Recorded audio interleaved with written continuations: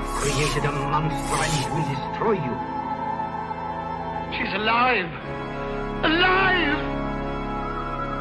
I am Dracula.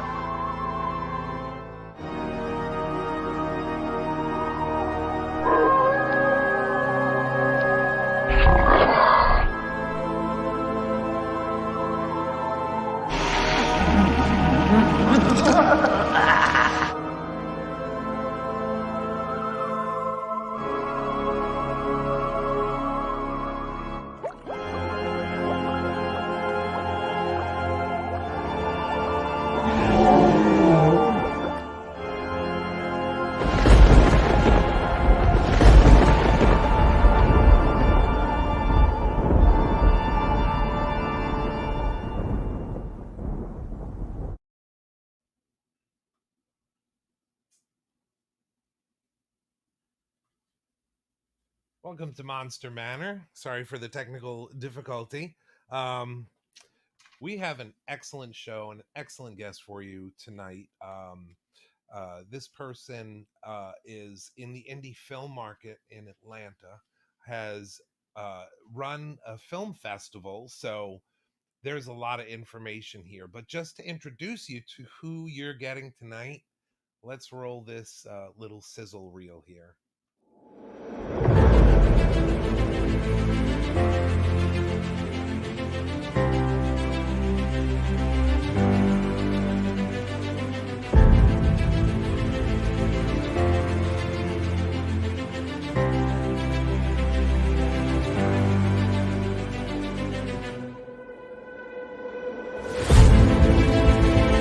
Everything is gonna be okay.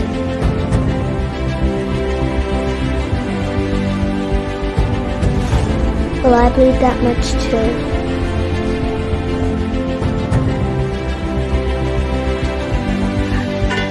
What are you doing? Teaching you a lesson.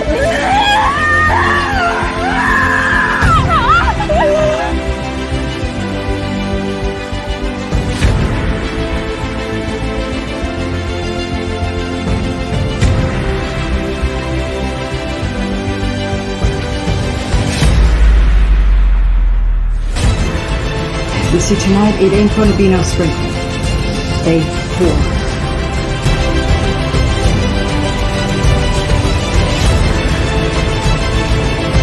You belong to me. Don't you forget that. You're a sacrifice.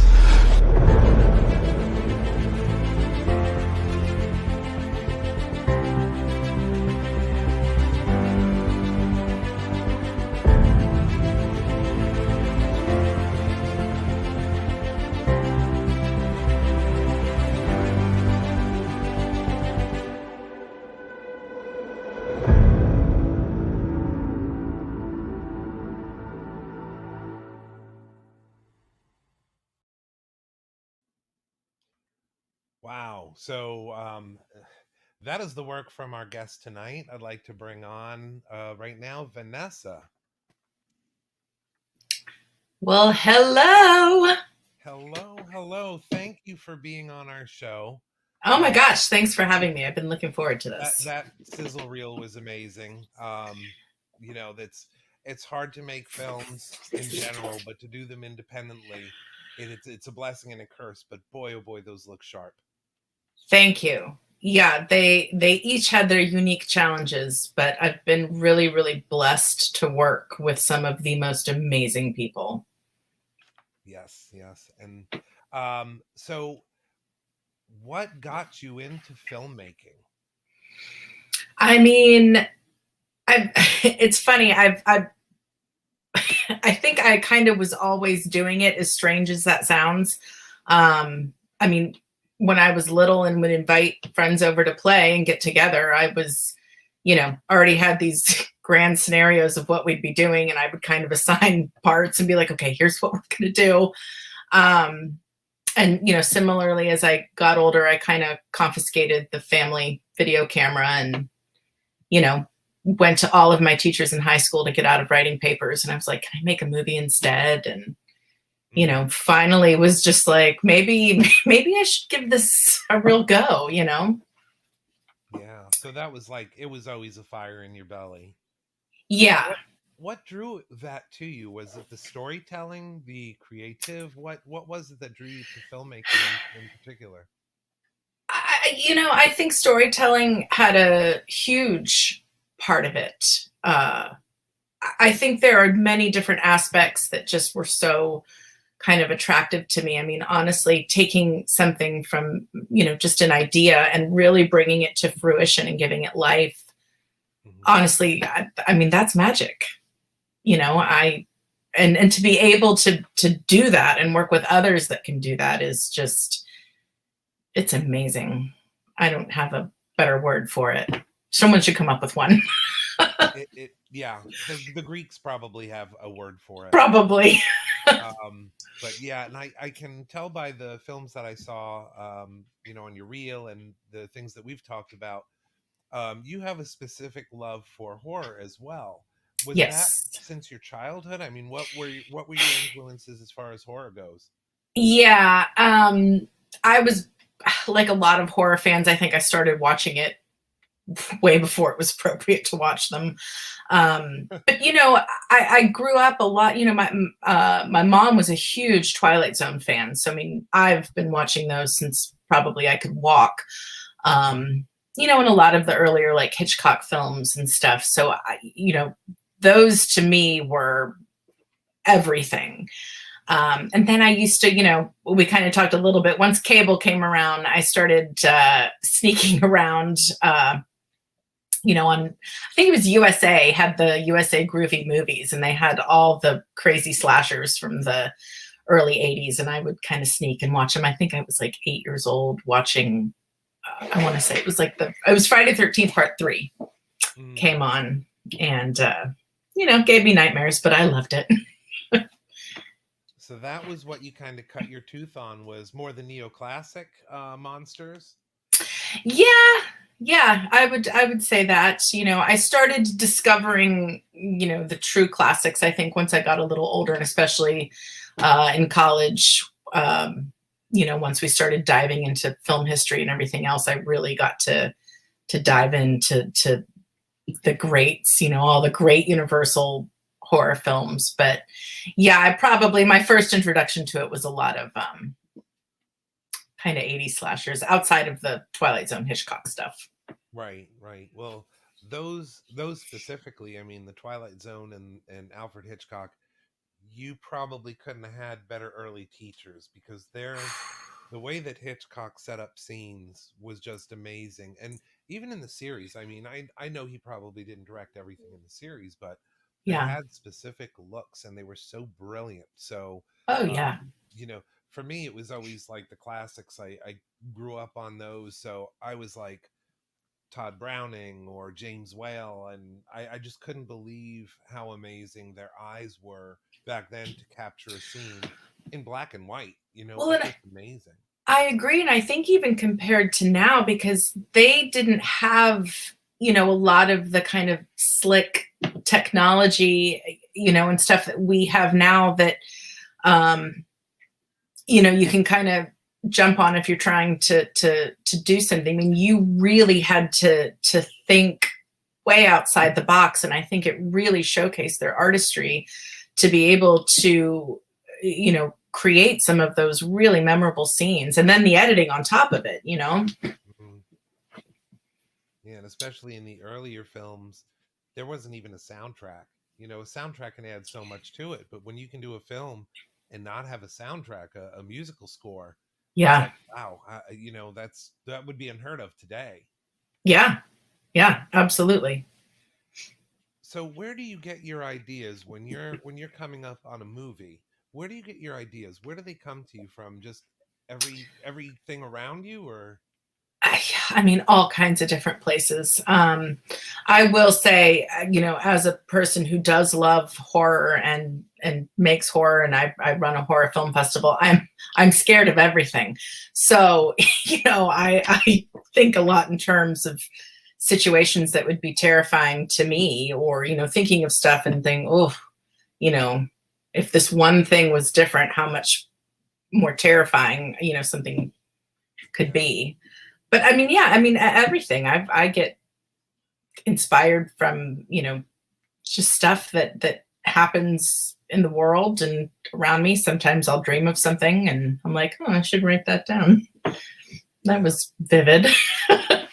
Yeah, I mean, honestly, though, horror films for decades have always been, well, it kind of mirrored what literature was. It was a snapshot of time and what could get people out of a certain situation they were in. I mean, for me, if I had to sit down and write a horror movie, I don't know where I would start, but it'd be something probably like The Mortgage Monster or Pay the Light Bill, the 13th. Well, that's the great thing about horror is it gives a lot of room to kind of explore things that are going on, and a lot of times it's this kind of great allegory to what's happening in the world around us, and you can kind of do it under the umbrella of horror without it being, I guess, too on the nose. Yeah. Well, you can always tell a story by parable that you couldn't come out and just talk about. And I think horror films, they give you that carte blanche, it's limited by your imagination, basically. Yeah. Yep. So, I don't mean to insult anyone, but I know that there has been a lot of problems with sexism in movies and breaking in and that sort of thing. Have you experienced that as a filmmaker?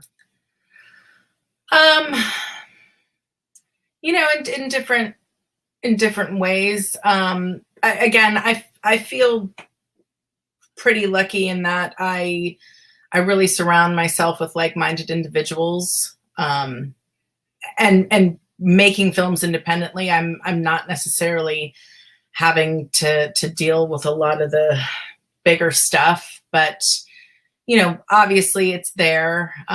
One of the reasons that inspired me to help create the film festival, because there is a lot of, even beyond sexism, I just think there's a lot of kind of, I guess, discrimination against many groups within the industry, and really trying to get our footing to say, it needs to be an equal and level playing field. There's a lot of talent out there. And, especially as women, we shouldn't just be ignored because of our gender. But I don't feel like anything has stopped me from doing the things I want to do. Yeah. Well, I'm glad that there's at least a lot more people noticing that this is an issue and trying to be more fair and inclusive to different ideas, because like one of my favorite artists of all time was Millicent Patrick, who created The Creature from the Black Lagoon, among others, for Universal. She was a Disney artist and then began her work at Universal, and it was partly because of the way that the studios were set up in those days. You had the figurehead of the studio, who happened to be Bud Westmore. He got all the credit, and she was basically, eye candy for promotional tours. But what a different character that would be if it weren't for her involvement. Yeah. So I'm glad that there's a lot more attention coming out on that. I am too. I don't think it's something that will get fixed overnight, but I do think that, there is a movement, and I think it's gaining a lot more attention. And not just for women. I think we're starting to see inclusion across the board. We still have a ways to go, but, visibility matters. And I think it's great that, there are more opportunities. So we're starting to shift the scales a little bit, but we're not quite there. Yeah. Well, I'll tell you, the across the board, filmmaking has been made richer, because of the inclusion. And absolutely, I am so glad that whether it's special effects or filmmaking or whatever, I think that it is easier for the younger generation coming up, that they don't have to deal with what people had to do 20 years ago. Right. William Crane, one of my favorite directors as well. He directed Blackula, What was it, the Dr. Jekyll and Mr. Black, I think it was. He produced and directed that one, but he went on to do so much more. How hard was it back then for that kind of inclusion? So, I mean, it is really hard. Huh? I said it was really hard. Yeah. But I mean, I think that's what you want, I think those trailblazers, they're doing it so that these next generations don't have to fight so hard, and we can have all of these amazing stories from all of these different voices. Mm-hmm. And especially inspiring filmmakers like yourself to create things like the Women in Horror Film Festival and the other independent film festivals.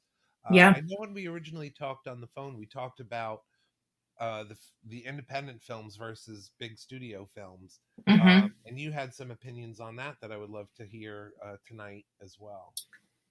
Yeah, I mean, I think one of the things, I think there's a little bit more freedom with independent films because you're not really having to answer to anyone outside of yourself. I mean, a lot of them are self-funded. You don't have these big studios and execs and stuff kind of calling the shots. And it's content that you're not going to be able to see, which is why I tell people all the time, I'm like, if you want to see some really cool stuff, go to film festivals. Cause I mean, they're films you're not going to see anywhere else. And I am blown away and awed every single year, seeing the submissions that come into our fest.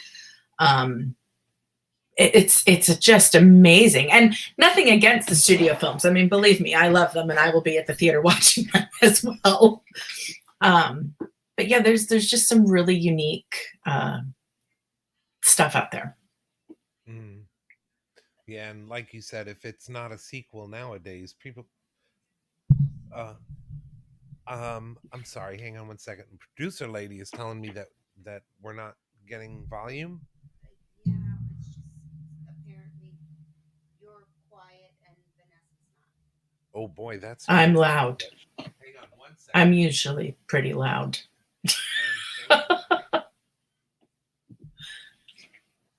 Any better here? A little bit, but it's only hanging out. See, we try to do our best with this. I mean, this is real life. This is what happens. Well, that kind of. I'll try not to shout. Oh no, this is probably an issue on our end. So bearing that in mind, we were speaking before the show a little bit about how we handle failures. So could you share with us, not audio stuff notwithstanding, how did you handle maybe a failure, and give us this example of something you overcame? So filmmaking is really hard and it's terrifying, but it's amazing, and I can't imagine doing anything else. But as much as you plan and prepare, stuff can and will inevitably go wrong, and I think it's how you deal with those things and even the aftermath.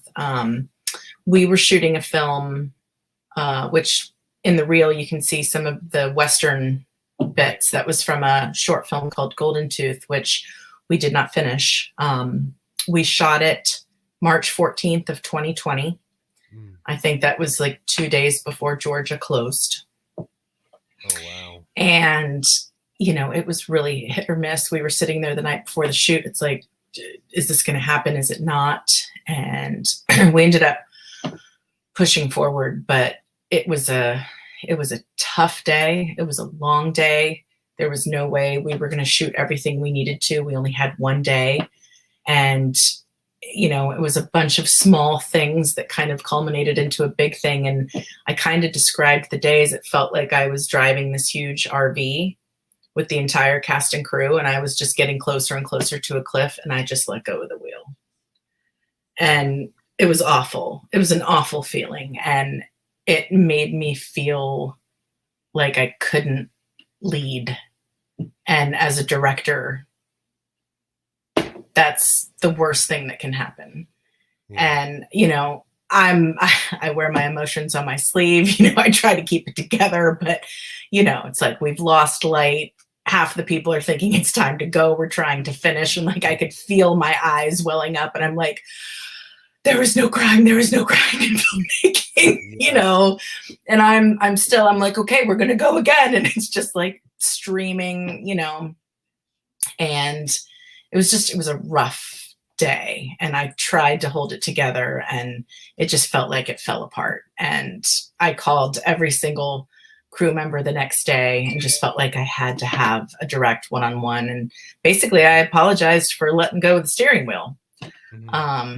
Because that's my responsibility. You know, I have to keep it together. And I did, I let go.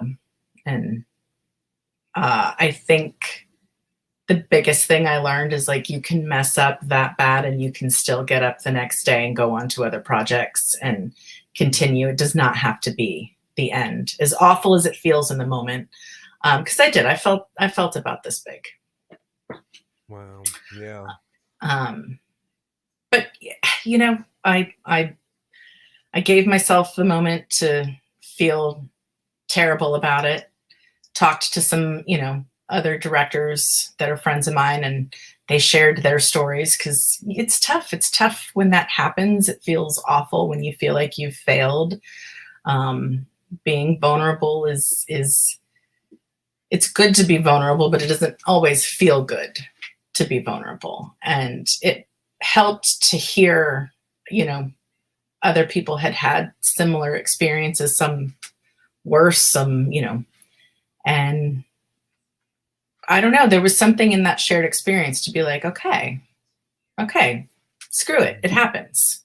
It's not the end of the world. I'm going to get up and I'm going to fix what we did wrong and try to, you know, solve those problems before we hit them going into the next one.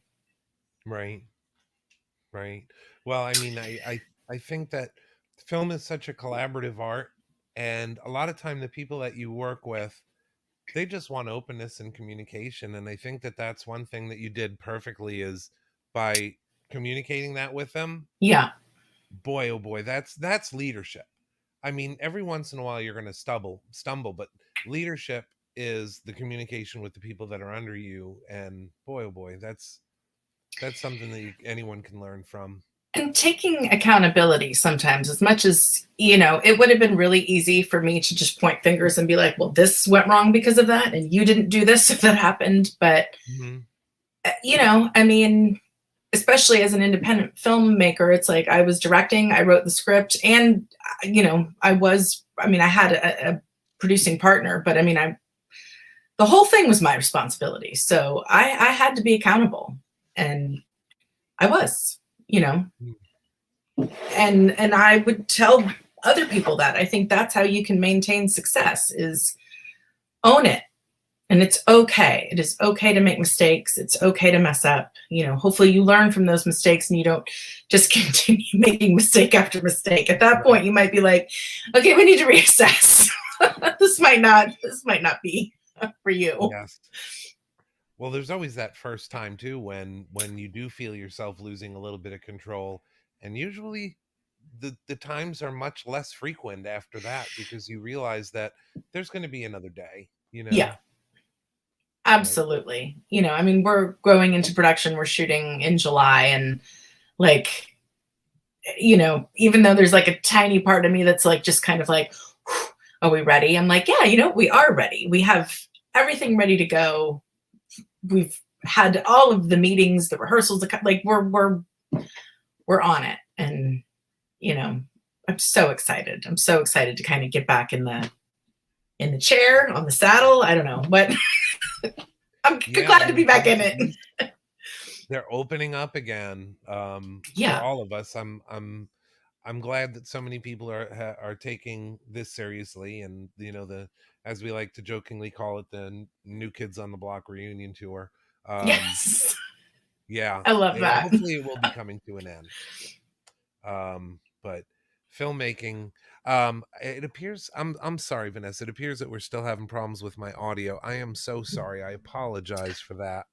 That's okay. Bear with me one moment. Boy, oh boy. I see Boris I said plan these something. things. I don't know what's going on because nothing has been touched. I mean, I will say from my end, I you think, actually I sound think very nice. It's a good little microphone you're you hearing have us there. okay on your end. Yeah. So it's on the Facebook land end. The Oh, only we'll thing blame that I can Facebook. do, automatically adjust mic volume. Try unticking that. Maybe it's crossing something. Mm, And you are there's a crossing. okay. Yeah, you're using an old flip phone. See, we let you stay inside here, Boris. You're not in the box on the front yard. Okay. Well, are we doing any better with audio then? Okay. And the people Well, seem let's to move think on it's from that because fine. it appears that some people are not hearing us and some are. So as long as you're hearing our guests, that's the most important thing, and they don't seem to be having a problem with that. So back when we talked, you had the Women in Horror Film Festival. Mm-hmm. That was a successful event prior to the shutdown of everything. And you Yes. said you were rebranding for more inclusion. Could Yes. you tell us a little bit about that? Yes, we just went public May 1st to, we've actually changed the name. We are now the Renegade Film Festival. And we are trying to lift all marginalized voices in film. There was I felt like having it as the Women in Horror felt like it was so niche that we were possibly excluding some filmmakers. Not intentionally, but just on face value. If you see that, you think, oh, well, obviously I probably have to be a female director. This is not the fest for me. And it's like, no, read all the rules. So we wanted to rebrand to make sure that our mission is a little bit clearer. And we will be at the Strand Theater in Marietta, Georgia, March 3rd through 5th, 2022. So we are all set, and I'm super excited, and I can't wait. Congratulations. Now, is it Thank still more horror centric, or have you opened that up as well? We're going to keep it focused on horror. I'm not opposed to at some point opening up to other genres, but right now we're sticking with horror, and I wouldn't want to. We're kind of in the middle of a submission period, so I wouldn't want to change the scope of the actual competition mid season. I think that would be not nice. Right. I would not do that. The more you add to something, the harder it gets, the more hands you need. So yes. I like tightening the focus too. Yeah. So, but I like that we're set up that if at some point we want to grow and evolve to that, we're able, we can. Yes, but for a long time, horror especially in film festivals, horror was like the dirty word. A lot of people shunned away from horror. So it's good to have something that is horror centric. One that we are gonna not us personally, but we're participating with Phantasm, and they have a film festival as well, Shock Reel Cinema, which I'm interested to see how that goes. I am a fan of independent horror. Any plans of maybe looking into putting something in that? I will definitely look. Yeah, I mean, if there are rules of, completed films that I have are a couple of years old, but if they don't have a rule or it still fits into their timeline, I would definitely check that out and submit. Yeah. I mean, isn't that the point? When you're a filmmaker, you want to get exposure, right? You want an audience. Yes. And this is a nice little show too. A good, it's what horror shows started out like back in my day when it wasn't so mega big either. So it's a good demographic. And besides, maybe it would give you an excuse to come down to Florida and see your friends down here. For sure. Yeah. We have a very hungry film community here, but it's like it's harder to deal with that because we don't have the support in government for it. which I've been a very staunch proponent of, bringing back certain tax breaks and allowing films to be made here a little bit easier, because people are so dependent on the big theme parks that it's hard to get films. Even independent films are a little harder here, just Yeah. because all of the people that did this on an independent level, they've moved up to Georgia. So it's like, losing Yeah. a lot of opportunities. Yeah. And I mean, and that hurts because, you certainly don't want to be the place where it's completely saturated. And then, that makes it hard as well. Yeah. I lived in Atlanta for like 6 years, and unfortunately moved back to Florida right before it just exploded there Yeah. in Georgia. I'm so envious at the opportunities that there are there. Do you think that, because you've always been in Atlanta, correct? Well, I feel like I've been here for 20 years now, which I may have just aged myself. But I was kind of all over. I mean, I was in Ohio for a good portion growing up. I did a couple of years in Los Angeles just to dip my toes in, and came back east. Yeah, that's a different feel altogether in West Coast versus East Coast. Yeah, it really is. It's a little bit of a culture shock. And I mean, nothing against it. I don't think I'm cut out for the West Coast. I needed rain and green, and I had to come back home. Well, let's talk about some of the other projects that you've done and your inspiration for those. I think we had some images with some yes. of them. Rainy Season. That was my first film. That's on the set of Golden Tooth. Oops, wrong one. The film that never was. That's Rainy Season. Yep. So that was your first film? Yeah, first film professionally, yes. I mean, I did stuff in college and goofed around afterwards, but that was like the first real go at it.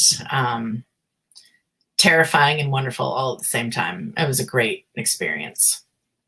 So coming out of that, I know that a lot of times, it's dependent on the person, obviously, but someone can go through a project and then come out the other side and just say, okay, I got it out of my system. But you do a film like that, what was the next thought in your mind? I mean, you go through the process of shooting it. You still have all the other stuff to do with it. You can't take a break. As a filmmaker, the end of principal photography is the beginning of everything else. Yeah. So how do you switch gears and get into that right off of a film? Oh God, I'm an insane person. So literally, we finished principal photography. We started editing, and I was like talking to one of the producers on that film, Samantha Kolyesnik, and I was like, "Hey, how about we start a film fest?" And in the midst of that, 2 months before we shot Rainy Season, we did a quick 1-day shoot for this awesome little micro short called "I Baked Him a Cake." So we were actually in post-production on that. So we were editing both films, launched a film fest, and then I was like, okay, what are we shooting next? So a little bit of ADHD there. Probably, yeah. I think so. I couldn't wait to get back on set. I mean, as exciting as it was to see it come together and kind of put that puzzle together with everything. I mean, I remember we were, sitting at the audio studio when they had put the final mix in, and I'm just watching it on this big screen, and I was like in awe of it, and I was like, oh wait, we did this is our movie, this is so cool. I just couldn't wait to get back on set, though. There's just something about that energy that is amazing, and it's not like anything else. It is my favorite place to be. Right. It's very addictive. Yeah. As hard as it is amazing that we want to be gluttons for punishment and do it again and again and again. Yeah. But what else would we do? I mean, I have no useful skills. I don't know. Yeah. I don't know. I feel the same about myself. I don't know what I would do, and it's like a fire in your belly. You can't get it out unless you are creating. Yeah. Tell me a little bit about Be a Hero. Yeah. So this 2018, I was approached by Jen and Sylvia Soska, and they had been doing the massive blood drive every year for Women in Horror Month. And I remember when they asked me, I was like, I think you sent this email by mistake. And they were like, no, we want you to direct one of them.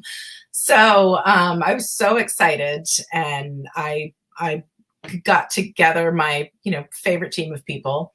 And because it was for charity and I wanted a big look, I was like, okay, I'm calling in some favors. And it was amazing. We shot it in one day, and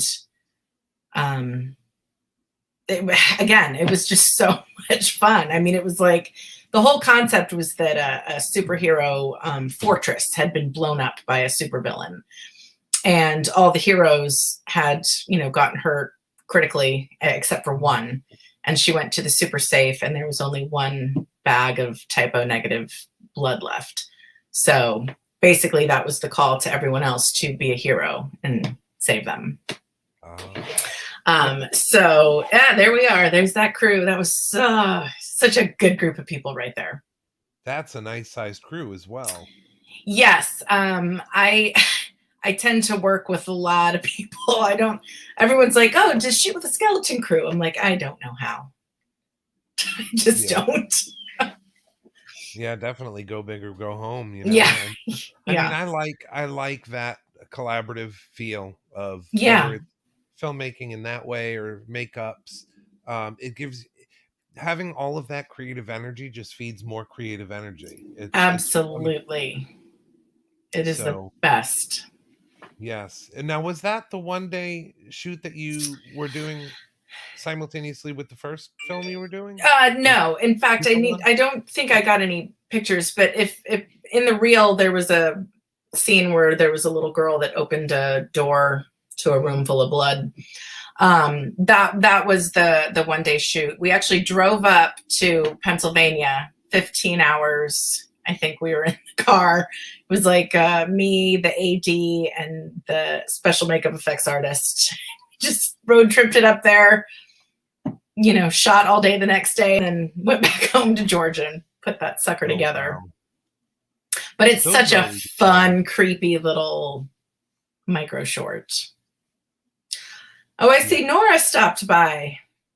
Yes, Nora's going to be coming down in July. I'm so excited to work with her again. I don't know who you're talking about, this Nora character. Oh, stop it.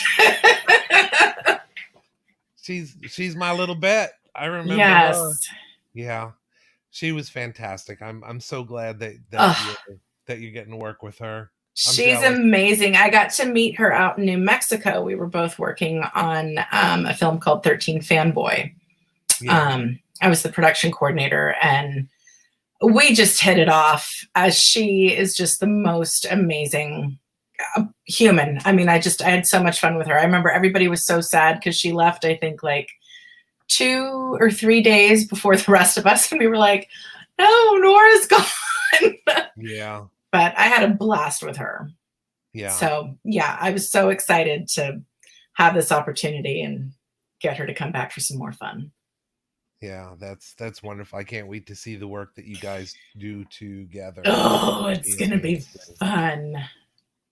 I'm looking forward to it. Yeah, she's definitely got a lot of bigness in there. She's like a firecracker. I loved working with her. Like I said, I'm jealous. So here's an interesting question. What would you, being adult Vanessa, yes, tell 8-year-old Vanessa if you could go back in time?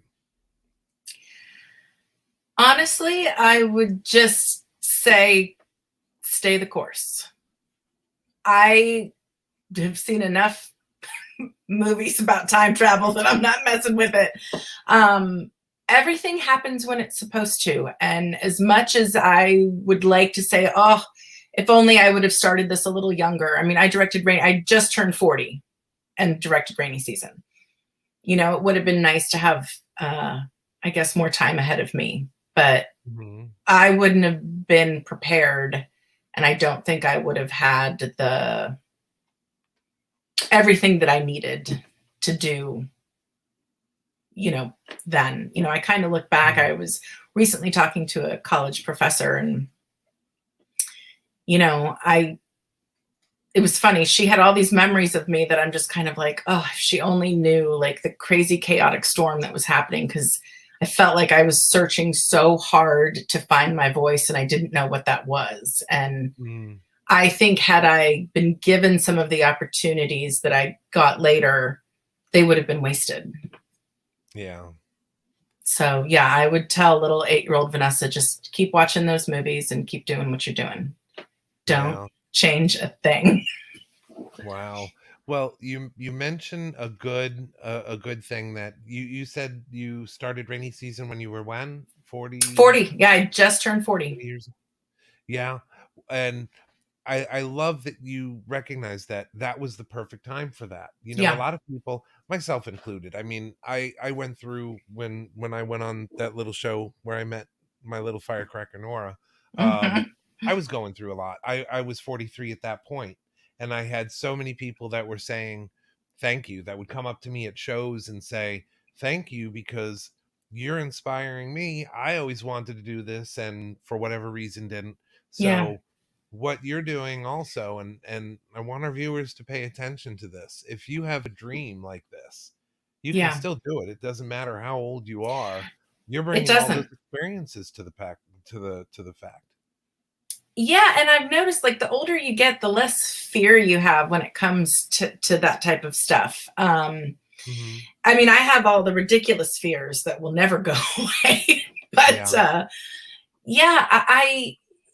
it's so cliche. And I think Christopher G. Moore actually just commented, he said, age ain't nothing but a number, but it's so true. I mean, first of all, we're living longer. And if you have fire and passion and energy, it does not matter at all. I mean, my God, look at Clint Eastwood.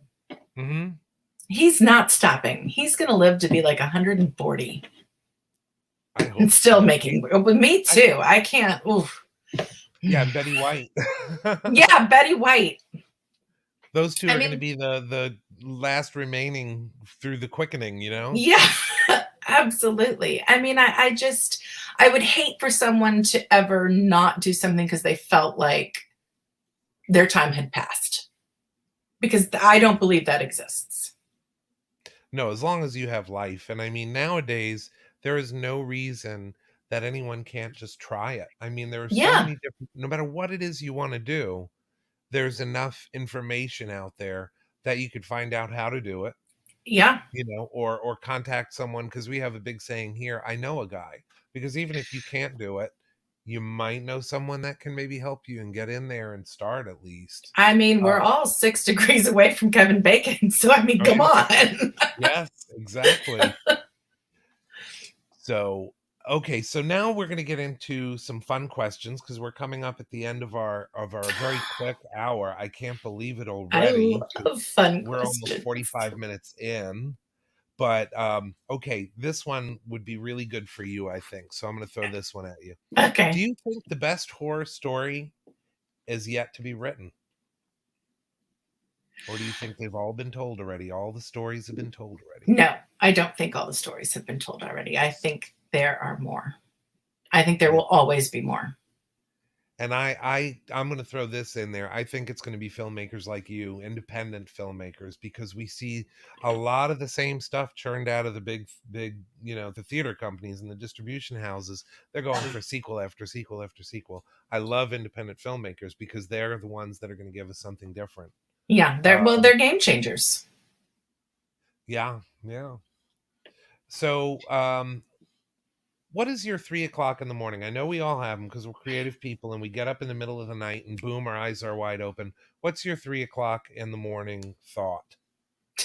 What the hell is that shadow in the corner? I am scared of waking up at 3. And when that happens, seriously, my first thought is like, there's something in this room. Or that I have to. Inspired you to write something?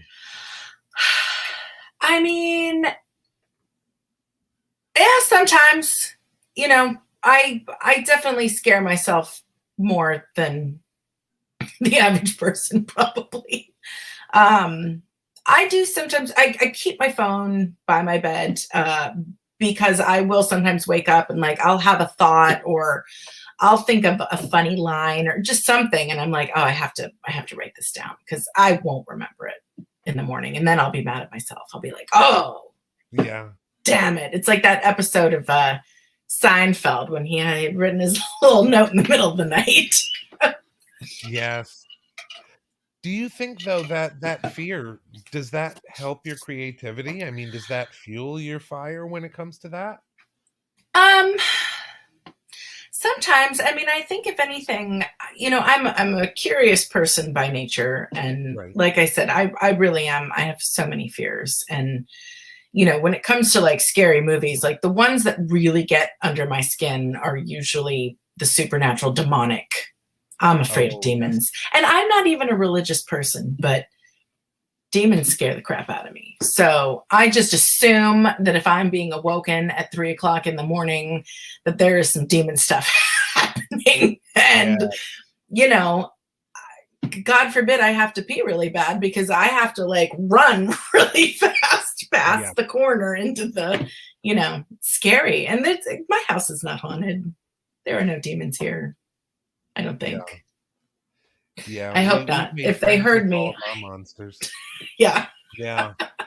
Our 6-year-old is trying to convince us that we have a house guest by the name of Beeper, that he's responsible for all the stuff, all the doors that open up, all the things that turn up missing. She's kind of creative too in that way, but sometimes I have to believe her until she says that he works at Cracker Barrel now. I don't know where that comes from.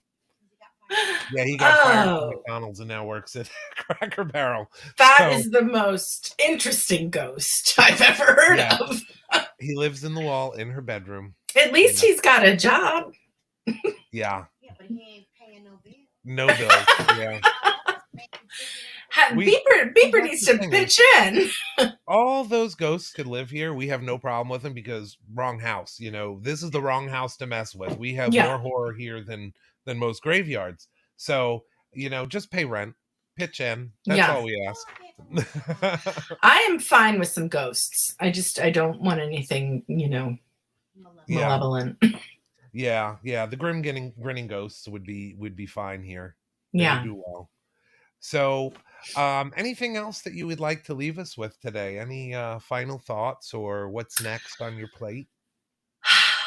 Final thoughts. Must they be so final? I would just say to anybody who is at all playing with the idea of getting into film in any aspect, just to do it.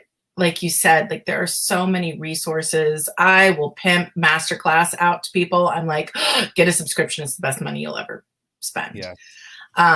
Because the information is there. And I just think whatever it is you're passionate about, try it. Don't wait.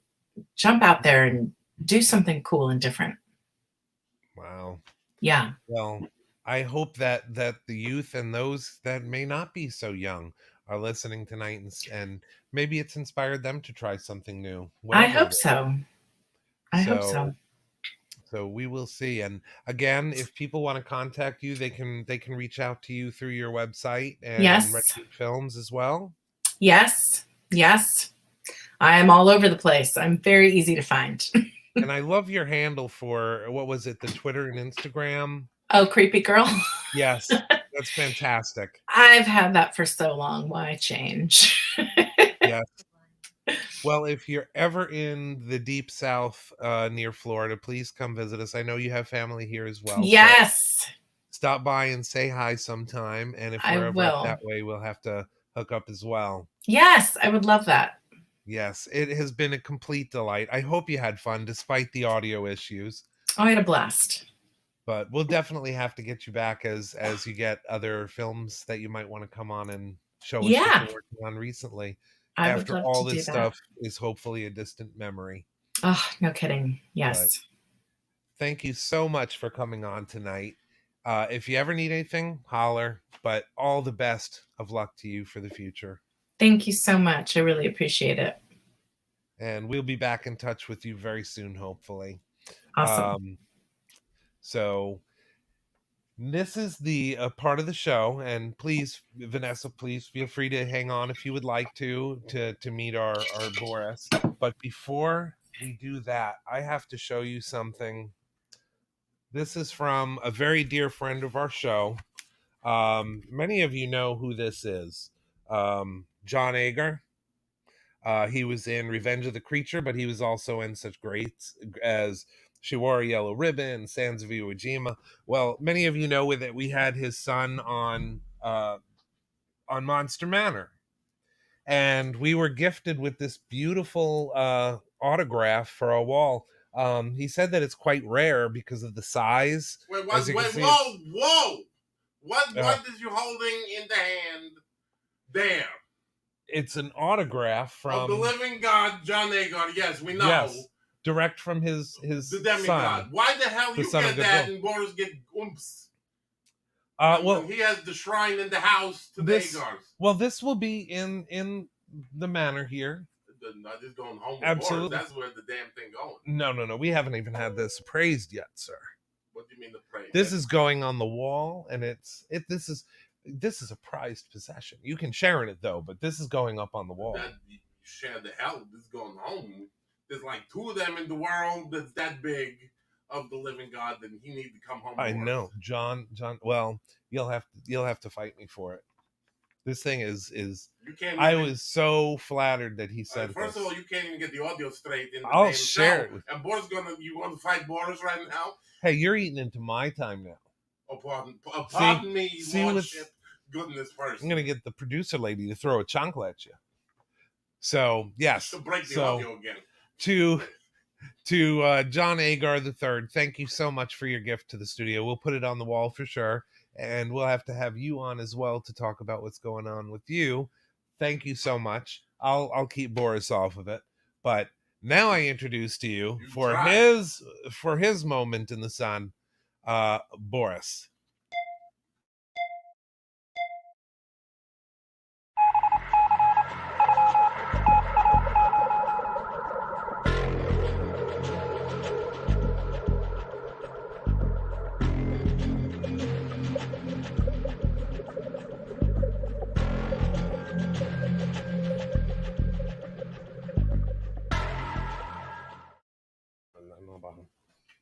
And then you know what?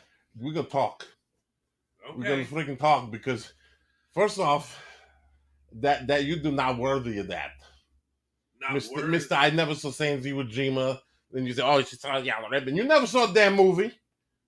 All you see Tarantula, and then you say, oh, that's a Tarantula. And with that stupid creature sequel, Boris saw American Communist. If you ever watched that one, that was Agar. Disclaimer. And the Boris saw the other one, the daughter of Dr. Jekyll, and he got the little shrine up. What disclaimer? What? There's under the Boris crotch. Whatever come out the mouth. If you don't know by now, he gonna insult somebody. And you already did. You said that creature show. Listen, not everybody has the fetish for the fish man like you do. Okay, the guild man. Boris don't got no suit in his house he wear around for the kinky time. Just make sure you direct all hate mail to Boris. Hate mail to Boris. The slasher app, the Boris Facebook, Boris Wyszynski stands like a spell. Boris OnlyFans comes soon. It's tasteful. Can you please stop talking about OnlyFans? Boris buy like the nice 1920s bathing suits, and You're not hawking that. He got a nice beret. He got sent to Paris, a nice beret, and maybe some, like sand shoes or something. You should like the shoes. You throw them a lot. I'm going to throw a lot more than shoes if you don't cut it out. That's fine. So, how was washing the baby, by the way? And the Boris wasn't here last week because he was at the stupid pickleball master stick and got the addiction to pickleball. Okay, this is like tennis, but it's like badminton and tennis where you play with like a piece of freaking plywood on the thing, and all you want to hitting the wiffle ball back and forth. Why the master does that, we don't know. But right now he's the jiggle huff Oreo wrestling, so Boris got to leave after this. Yeah, they throw Oreos at you while you're wrestling like a. There's a car in the house. That's why the audio messed up. Somebody got the Buick in your bedroom. Okay, so you made Boris forget. Oh, Boris gonna do a review on the toy he saw in Filmmaker bookcase. This thing in 1979. Oh, you got that now. Yeah. Okay. Well, you talked to the nice. Don't break it. You can't. You taped it. It's Boris proof. This 1979. This is the Mighty Men and Monster Maker toy, because as kids apparently we couldn't draw, whatever. But there's like, you got the feet with the crotch down, you got the middle parts, and then you got the head. And if you're a dumb kid, they're color coordinated. So if you're the kid that ate the paint in school, the yellow the head, the orange the middle, and then the wee down is the red. Now some of them got like monsters on them, like Frankenman and the mummy guy and the lizard person, and then some of them got like patterns, like was it texture? So you go like, ooh, I want to get a lizard guy with the texture. So what you do is you pick out through this, you're discerning 10-year-old or whatever. You say, I want to make a mummy man. So you take the mummy parts, you put it here. Now this purple thing's supposed to lift up. Either one bars lifted up, so you tape it down. We have to tape them down because they leave the house if they're not taped down or nailed down. That's right. Because you got cooler crap than Boris got. Anyway, if this will open, hint, hint, you put the freaking piece of paper in here. And then, oh look, you tape the crayon down. You don't trust Boris enough. Steal it, but Boris would have stolen the crayon too. But we're not going into Boris military service here. Anyway, now you make Boris lose accent. You take the crayon, then you put the paper down, and then you take and you rub it, and it's bumpy. Kind of like it's cold, and then you rub it, and then you get a little piece and you picture the person. Now, this is what happened. When Filmmaker do it, this is what happened. Okay? Boris, you take this. Boris gonna throw it away because that's on the pooey list, by the way. We're gonna do the producer lady quotes after this because Boris forget, because John A got my huge picture. Anyway, this is what you get, like a little black outline, and then you take the color pencils that you get with it, the young crayons like Crayola, and you color it in. Look nice, doesn't it? Look at that. Yeah, stupid. Filmmaker do that. Boris look like it's come out of the 18th century school book. He tried this 3 freaking times, and he signed them. So this is for sale. This is the Dracula man with the mummy body and the Frankenstein dingleberry with the legs. It's the Dracula mummy look. And then there's another Dracula mummy guy with the push harder with the crayon. No, it looked like a broken 1983 Xerox machine. So I had to help Filmmaker get the whole thing. I think he cheated and drew it on himself. Hobo Baby has no problem playing with that toy. Listen, we're not even going to Hobo Baby. Bought a seat thing with Hobo Baby. Or the next week, watch. You saw things? Yes. Did you see Beeper? No, but he has like the square stuff on the chest. We're not going there because we got to be PG. But apparently people go to work half naked, sometimes naked. And listen, if you go to Cracker Barrel, old people don't care. You can walk around naked as long as you give them, the eggs of grits, some maybe a roll, and the little packets of the sauce. They don't care. They're not gonna tip you. Let's see. The 3 thing about the producer lady. When the producer lady does a push-up, she doesn't push up. She pushes the world down. Producer lady's tears can cure cancer, but she never cry. So humanity not worthy. And this is the oh yeah, I don't know if I did this one before, but producer lady can slam a revolving door. Yeah. Did we do that one before? Yes. Well, she can slam it twice. You produce a lady like Honey Badger, but not with the social graces of the Honey Badger.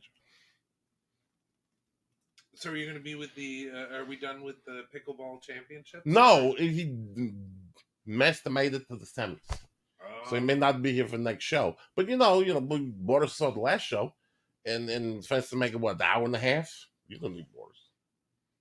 Really, Don't Boris. need Boris. Boris come in here. He filler. Okay, he could have went to with the nice theater lady that you almost made you cry, but you're gonna get turnip thrown at you because she was tearing up.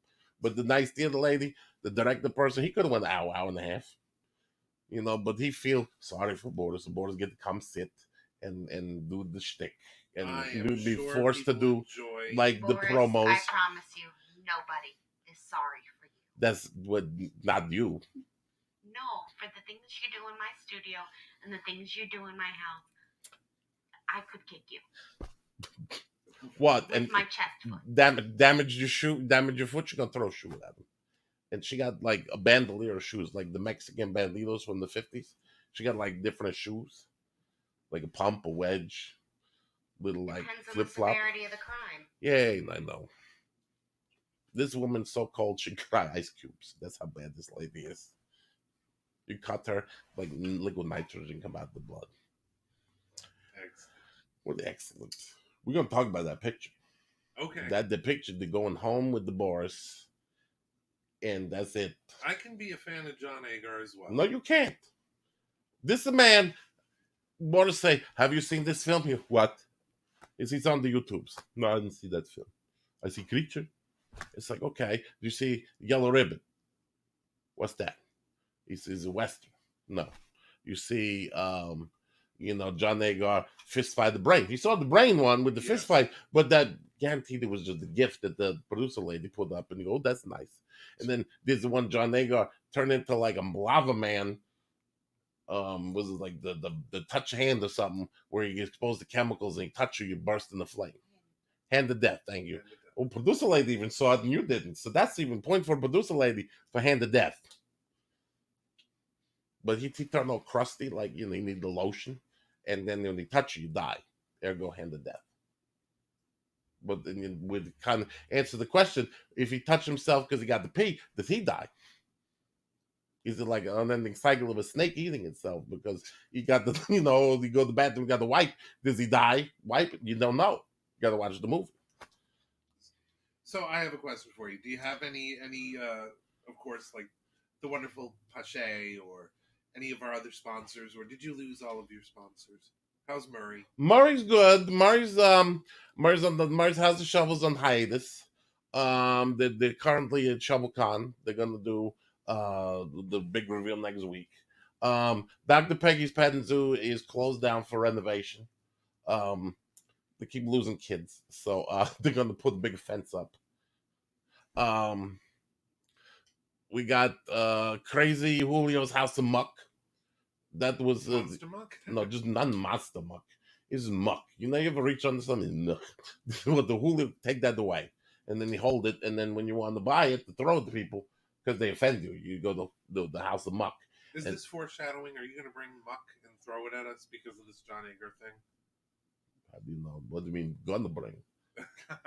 You ever check your car yet? Oh, here we go with the thing. Oh, now we with the thing. What's this email that I got that you're going to be late to the production meeting? You have an appointment with a gypsy? Yes. Boris has been enlightened, and he's going to go on the vision quest to speak to people from the other side. Because apparently, we watch him for an hour. Anybody can do what he does. So Boris is going to try to learn to talk to ghosts, spirits, and maybe Dick Cavett. You appointments on your own time. Production meetings are in your contract. Boris sleep through production meetings. You know that.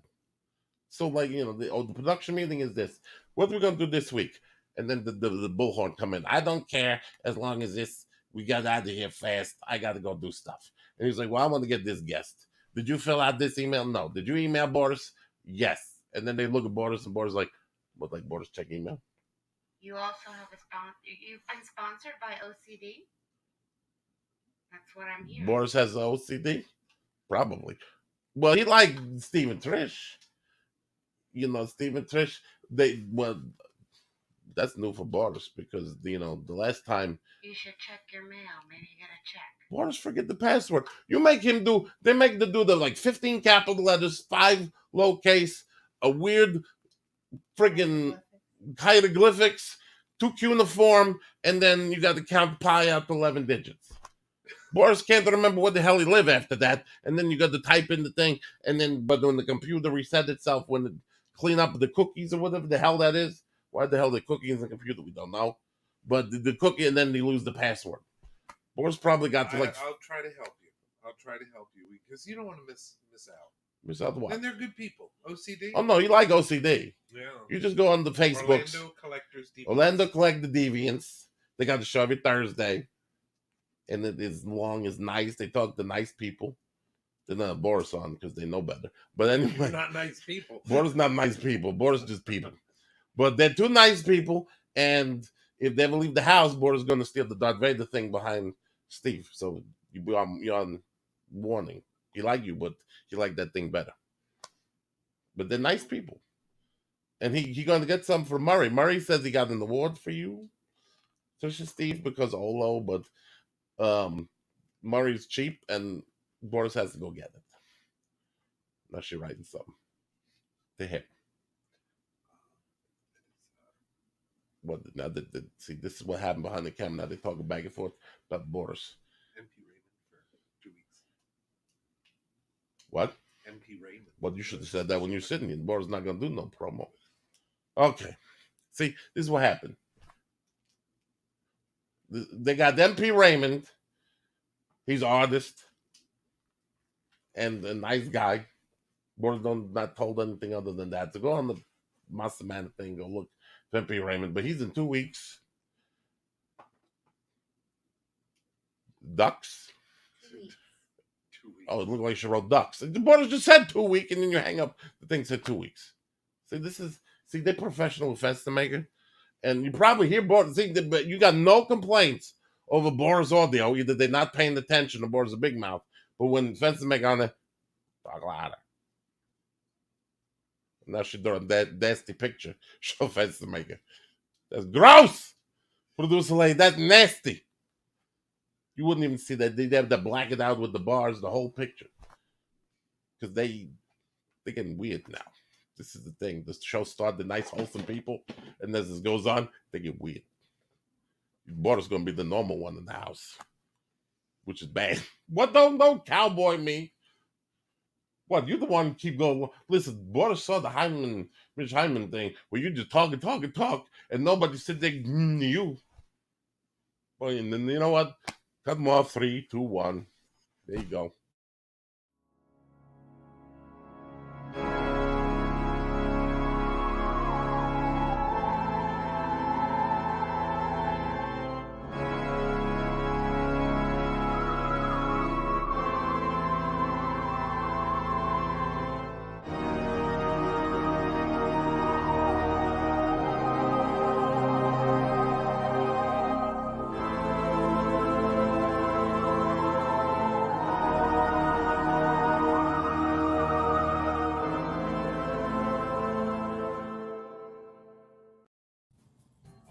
Hey Monster Kids, thanks for hanging out for another episode of Monster Manor.